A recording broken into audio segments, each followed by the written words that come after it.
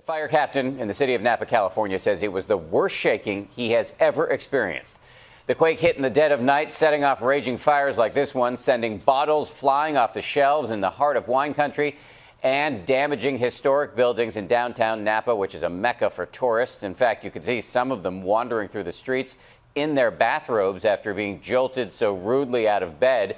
And look at this surveillance video. Cameras rolling during the quake itself, vehicles shaking as debris falls all around. And there it is on the map, the magnitude 6.0 quake hitting just north of San Francisco. The governor has declared a state of emergency tonight, and we have team coverage of the Napa Valley earthquake, starting with ABC's Ryan Owens right there in Napa tonight. Ryan, good evening. Good evening to you, Dan. Apocalyptic, that may be the best word to describe the scene behind me. Would you look at these mobile homes or what's left of them? They were simply incinerated when all of that shaking snapped some gas lines. And this is just some of the damage done by that quake in the middle of the night.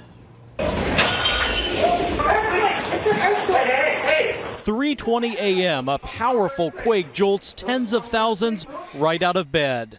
The 6.0 is the strongest to hit Northern California in more than 2 decades. This family just trying to make sure everyone's okay. Dozens of buildings in Napa's historic downtown are damaged. An entire wall of this 3-story building gone, and roads ripped apart and buckled. The quake also ruptured gas lines, causing these mobile homes to explode in flames. 4 of them destroyed, another 2 with major damage. I felt the earthquake, and I looked out of my front window immediately, and I saw flames. The fire just exploded. Just in a matter of a couple of minutes, it just erupted. It was frightening. It was terrifying.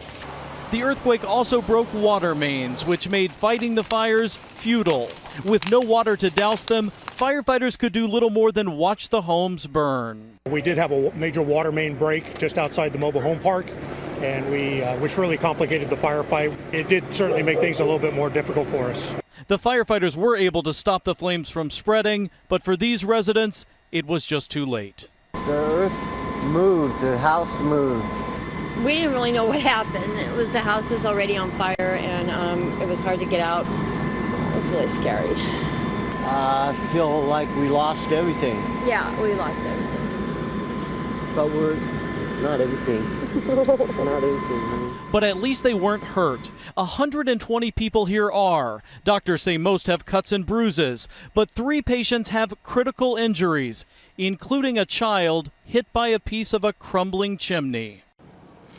Approximately 20,000 people here still do not have power tonight. That number has been improving throughout the day, but restoring water, that is a different story, Dan. Some of these residents have been told by city officials they may be without water here for up to a week. Not a pleasant thing to hear. We are thinking about that child, of course, tonight, the child injured. Ryan, thank you.